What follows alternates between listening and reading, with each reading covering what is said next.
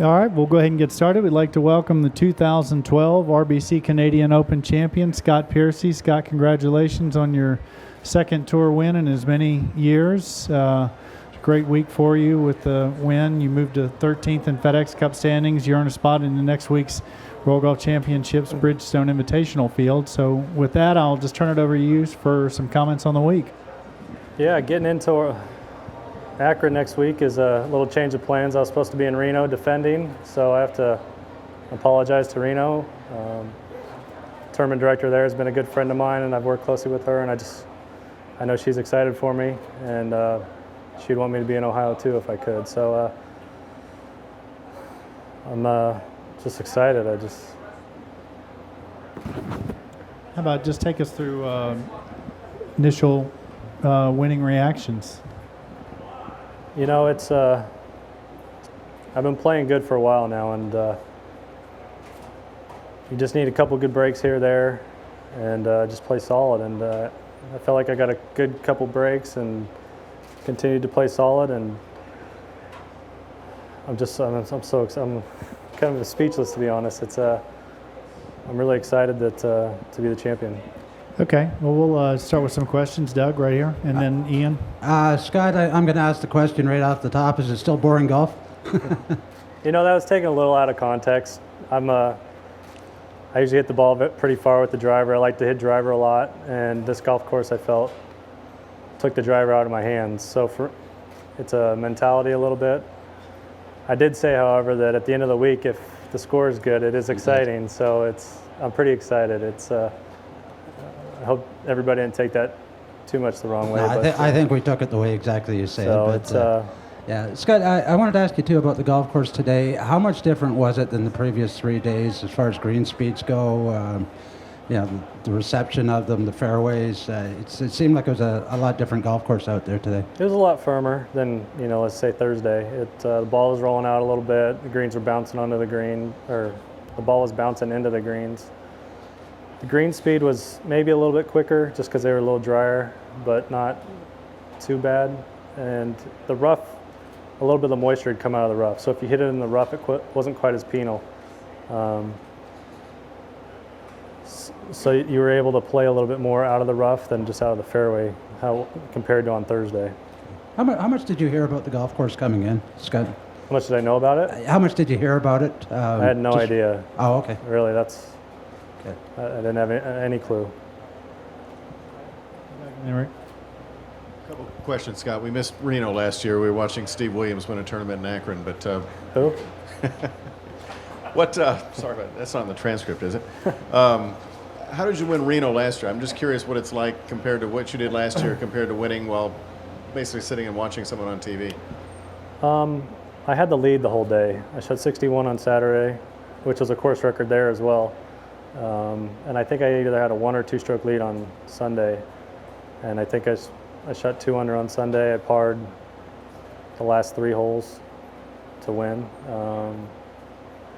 It wasn't a lot different than the last few holes coming in here. I made a birdie and 3 or 4 pars to the house. And then just watching the ending, was that nerve-wracking at all, or peace with yourself, or what? You know what?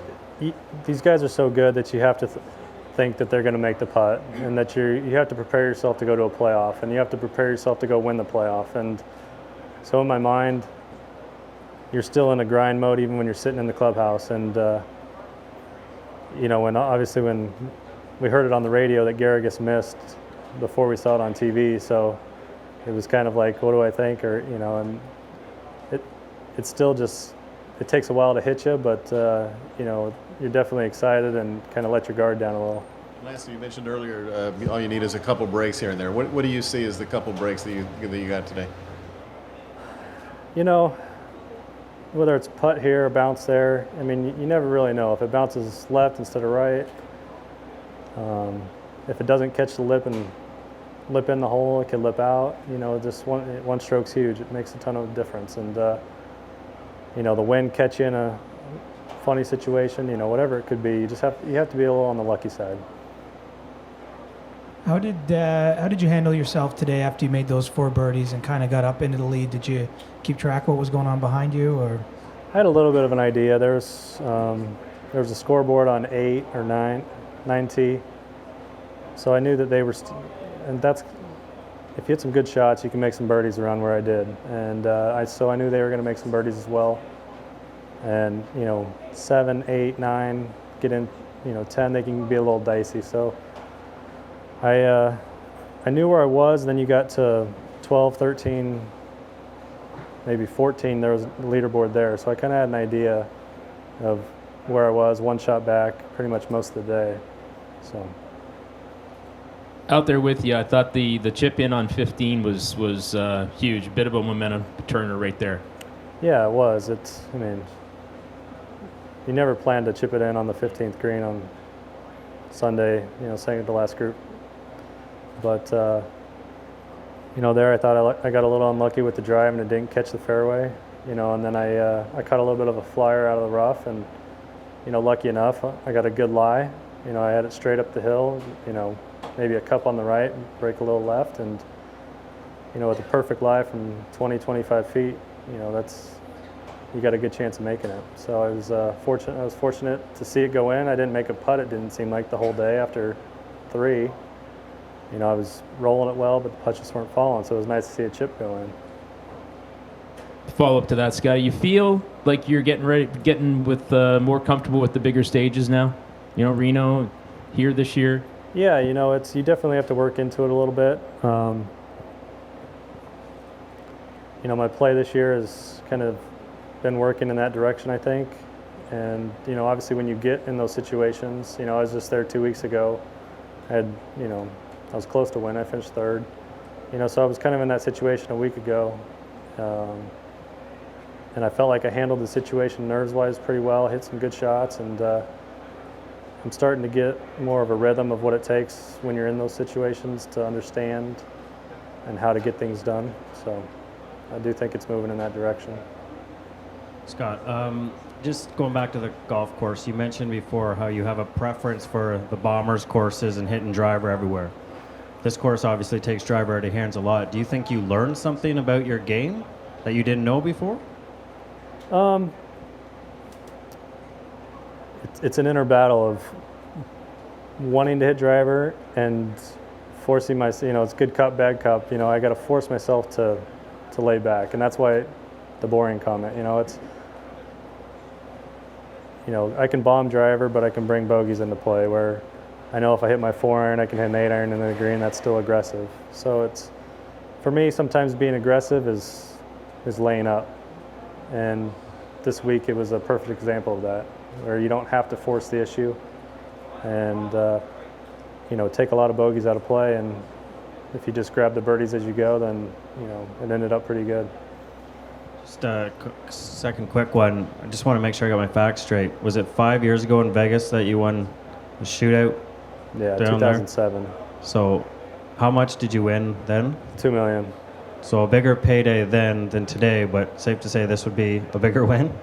Yeah, that was the largest first place check in history of golf. And, I even said that when I won my first tournament on the Nationwide Tour, that, I won $92,000 on the Nationwide Tour, $95,000 when I won. And in my interview there, I said, I think this is worth more than the $2 million that I won at the Ultimate Game, because it's just building blocks to get to the tour and dealing with my sponsors. And there's so much money to make out here that, definitely this is probably worth more than the $2 million. Did you hit 3-wood on 5 when you drove the green, or was that a driver? That was a driver, just a little cut driver. I wonder if you could just look ahead a little bit, going to the Masters next year, what that means, and have you given it much thought? And if you haven't, would you give it some thought now? Thank you. Come on, man. You know what? I've always wanted to go there. If anybody has, I always told myself I'm not going unless I'm in the tournament. So now I can go.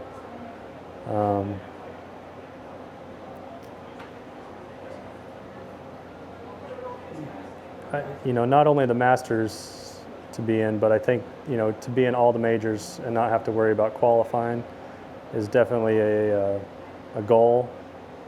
But obviously the Masters has, the history and everything around it, and I look forward to it. I really do.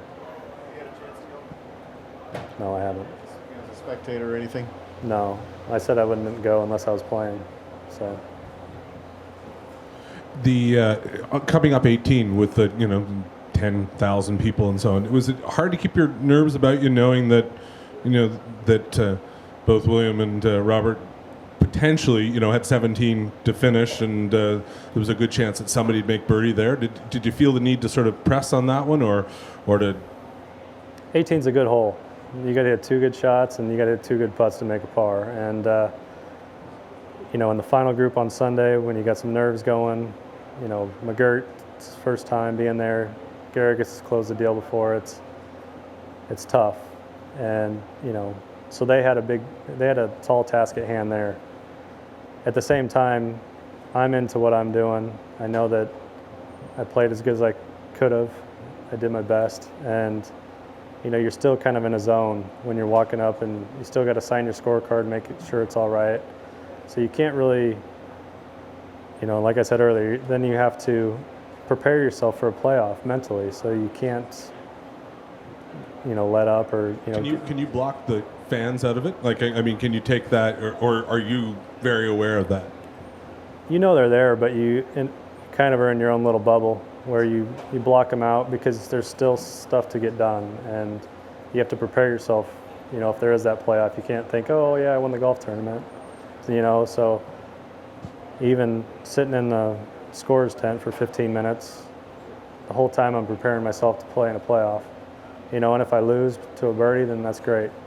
He beat me. So you just got to stay focused until it's all over.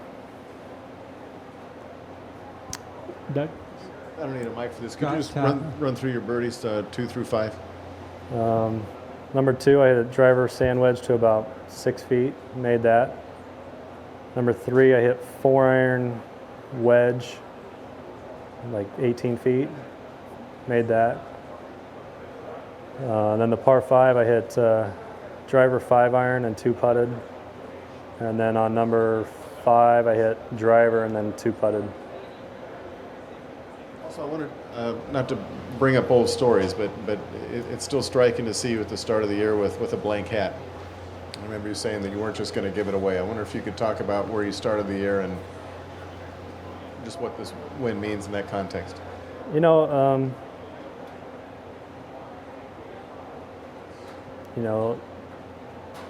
With the economy the way it is, and we thought we had a couple deals lined up that just didn't close as quick as we thought, and